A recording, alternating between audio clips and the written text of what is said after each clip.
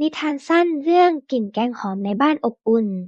นะที่แห่งหนึ่งมีบ้านหลังเล็กๆที่เต็มไปด้วยเสียงหัวเราะของเด็กๆและกลิ่นอาหารหอมๆจากครัว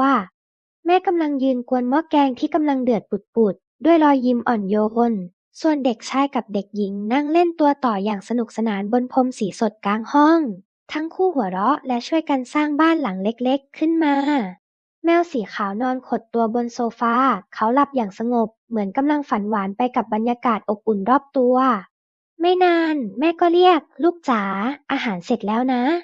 เด็กๆรีบเก็บของเล่นอย่างรวดเร็วเพราะรู้ว่าความอร่อยและความสุขกำลังรออยู่ที่โต๊ะอาหารมื้อนั้นจึงไม่ใช่แค่อาหารธรรมดาแต่คือรสชาติของความรักที่แม่ใส่ลงไปในทุกคำทุกกลิ่นและทุกเสียงหัวเราะในบ้าน และเด็กๆ ก็จำเอาไว้เสมอว่าบ้านที่อบอุ่นไม่ได้อยู่ที่ใหญ่หรือเล็กแต่อยู่ที่มีรักและความสุขร่วมกันต่างหาก